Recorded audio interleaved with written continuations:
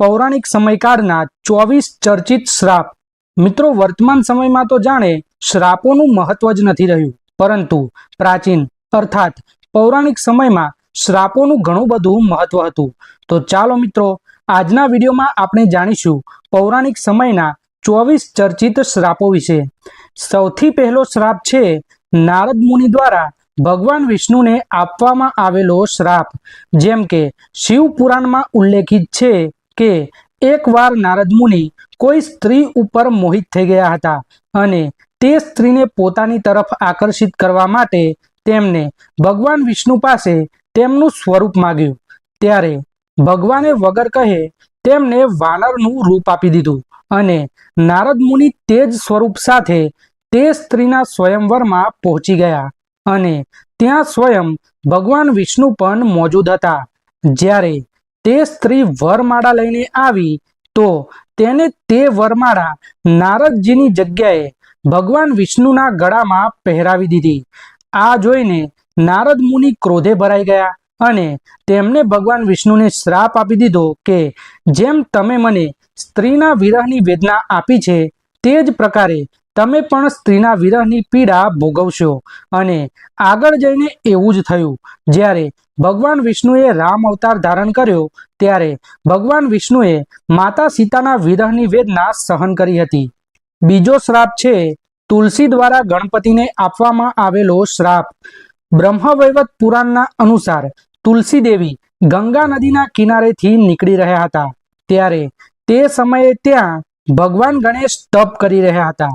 શ્રી ગણેશને ત્યાં જોઈને તુલસીનું મન તેમના તરફ આકર્ષિત થઈ ગયું અને તેમને ગણપતિ ભગવાન સામે લગ્નનો પ્રસ્તાવ મૂકી દીધો, પરંતુ ગણેશજીએ તે પ્રસ્તાવનો અસ્વીકાર કર્યો અને ત્યારે તુલસીએ ગણેશજીને બ્રહ્મચર્ય તૂટી જવાનો શ્રાપ આપી દીધો હતો અને તેના બદલામાં ગણેશજીએ તુલસીને ઝાડ બની જવાનો શ્રાપ આપી દીધો હતો। ત્રીજો શ્રાપ છે ભગવાન શ્રી કૃષ્ણ દ્વારા અશ્વત્થામાને આપવામાં આવેલો શ્રાપ। મહાભારત યુદ્ધના અંતિમ સમયમાં જ્યારે અશ્વત્થામાએ પાંડવો પર બ્રહ્માસ્ત્ર ચલાવ્યું અને તે જોઈને અર્જુને પણ સામે બ્રહ્માસ્ત્ર ચલાવ્યું, ત્યારે મહર્ષિ વેદવ્યાસે બંને અસ્ત્રોને અથડાતા રોક્યા અને તે બંનેને પોતાના અસ્ત્રો પાછા લેવા માટે જણાવ્યું। ત્યારે અર્જુને પોતાનું અસ્ત્ર પાછું લઈ લીધું, પણ અશ્વત્થામાને બ્રહ્માસ્ત્ર પાછું લેવાની વિદ્યા નહોતી આવડતી।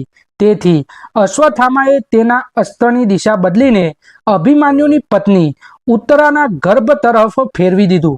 આ જોઈને ભગવાન શ્રી કૃષ્ણએ ગર્ભમાં રહેલા બાળકને બચાવ્યું અને દંડ સ્વરૂપે અશ્વત્થામાના માથામાં લાગેલી મણીને કાઢી નાખી અને તેમને યુગો યુગો સુધી ભટકવાનો શ્રાપ આપી દીધો। ચોથો શ્રાપ છે નલ કુબેર દ્વારા રાવણને આપવામાં આવેલો શ્રાપ। વાલ્મીકી રામાયણના એક પ્રસંગ અનુસાર જ્યારે રાવણ વિશ્વ વિજેતા થવાની ઈચ્છાથી જ્યારે સ્વર્ગલોકમાં પહોંચ્યો તો તેની નજર રંભા નામની એક અપ્સરા ઉપર પડી। પોતાની વાસના પૂરી કરવા માટે રાવણે તેને પકડી લીધી। ત્યારે રંભાએ કહ્યું, તમે મને આવી રીતે સ્પર્શ ના કરો, હું તમારા મોટા ભાઈ કુબેરના પુત્ર નલ કુબેરની પત્ની છું અને એટલા માટે હું તમારી પુત્રવધૂના સમાન છું। પરંતુ રાવણે તેની વાત ના માની અને તેની સાથે દુર્વ્યવહાર કર્યો અને આ વાત જ્યારે નલ કુબેરને ખબર પડી તો તેણે રાવણને શ્રાપ આપી દીધો કે આજ પછી રાવણ જો કોઈ પણ સ્ત્રીને તેની ઈચ્છાની વિરુદ્ધ સ્પર્શ કરશે તો તેના માથાના ટુકડે ટુકડા થઈ જશે। પાંચમો શ્રાપ છે નંદી મહારાજ દ્વારા આપવામાં આવેલો શ્રાપ। શિવ પુરાણમાં કરવામાં આવેલા એક વર્ણનના અનુસાર એક વખતની વાત છે જ્યારે બધા દેવતાઓ અને ઋષિ મુનિઓ પ્રયાગમાં ઉપસ્થિત થયા તો ત્યાં દક્ષ પ્રજાપતિએ ભગવાન શિવનો તિરસ્કાર કરી દીધો હતો અને આ તિરસ્કારમાં ઘણા બધા ઋષિઓએ પણ દક્ષ પ્રજાપતિનો સાથ આપ્યો હતો અને આ જોઈને નંદી મહારાજને ગુસ્સો આવી ગયો અને તેમણે તે બ્રાહ્મણોને શ્રાપ આપતા કહ્યું કે દુષ્ટ બ્રાહ્મણ સ્વર્ગને સદા શ્રેષ્ઠ માનશે અને સદા ક્રોધ, મોહ અને લોભમાં યુક્ત રહેશે। યજ્ઞ અનુષ્ઠાનના બાદ પણ હંમેશા દરિદ્ર બન્યા રહેશે. છઠ્ઠો શ્રાપ છે શુક્રાચાર્ય દ્વારા રાજા યયાતિને આપવામાં આવેલો શ્રાપ. મહાભારત મહાકાવ્યના અનુસાર રાજા યયાતિના લગ્ન શુક્રાચાર્યની બેટી દેવયાની જોડે થયા હતા. દેવયાનીની શર્મિષ્ઠા નામની એક દાસી હતી. એક વખત જ્યારે યયાતિ અને દેવયાની બગીચામાં ફરી રહ્યા હતા ત્યારે તેને ખબર પડી કે શર્મિષ્ઠાના પુત્રોના પિતા પણ રાજા યયાતિ જ છે. ત્યારે તે ક્રોધિત થઈને પોતાના પિતા શુક્રાચાર્ય જોડે પહોંચી ગઈ અને ત્યારે શુક્રાચાર્યએ યયાતિને વૃદ્ધ થઈ જવાનો શ્રાપ આપી દીધો હતો. સાતમો શ્રાપ છે બ્રાહ્મણ દંપતી દ્વારા રાજા દશરથને આપવામાં આવેલો શ્રાપ. રામાયણમાં કરવામાં આવેલ વર્ણનના અનુસાર એક વખત જ્યારે રાજા દશરથ શિકાર કરવા માટે જંગલમાં ગયા તો તેમને ભૂલથી બ્રાહ્મણ પુત્ર શ્રવણનો વધ કરી નાખ્યો હતો અને શ્રવણના માતા પિતા આંધળા હતા. જ્યારે તેમને આ વાતની ખબર પડી તો તેમને રાજા દશરથને શ્રાપ આપી દીધો કે જે પ્રકારે અમે લોકો પુત્ર વિયોગમાં પ્રાણ ત્યાગી રહ્યા છીએ તે જ પ્રકારે તમારું મૃત્યુ પણ પુત્ર વિયોગમાં જ થશે. આઠમો શ્રાપ છે રાજા દક્ષ દ્વારા ચંદ્રદેવને આપવામાં આવેલો શ્રાપ. શિવ પુરાણના અનુસાર રાજા દક્ષે પોતાની 27 પુત્રીઓના લગ્ન ચંદ્રદેવ સાથે કરાવ્યા હતા અને તે બધામાંથી રોહિણી નામની પત્ની ચંદ્રદેવને સૌથી વધારે પ્રિય હતી અને આ વાત બીજી પત્નીઓને સારી નહોતી લાગતી અને આ વાત તેમને પોતાના પિતા દક્ષને જણાવી. ત્યારે પ્રજાપતિ દક્ષ ગુસ્સામાં આવ્યા અને તેમને ચંદ્રદેવને બધી પત્નીઓ સાથે સમાન ભાવ રાખવા માટે સમજાવ્યા, પરંતુ ચંદ્રદેવ ના માન્યા. ત્યારે પ્રજાપતિ દક્ષે ચંદ્રદેવને ક્ષય યોગ થવાનો શ્રાપ આપી દીધો હતો. નવમો શ્રાપ છે માયા દ્વારા રાવણને આપવામાં આવેલો શ્રાપ. માયાના પતિ શંભર વૈજંતપુરના રાજા હતા. એક દિવસ રાવણ શંભરના ત્યાં ગયો ત્યારે તેને માયાને પોતાની વાતોમાં ફસાવી લીધી. આ વાતની જાણ જ્યારે શંભરને થઈ તો તેને રાવણને બંદી બનાવી લીધો. તે જ સમયે રાજા દશરથે શંભરના રાજ્ય પર આક્રમણ કરી દીધું અને આ યુદ્ધમાં રાજા શંભરનું મૃત્યુ થયું.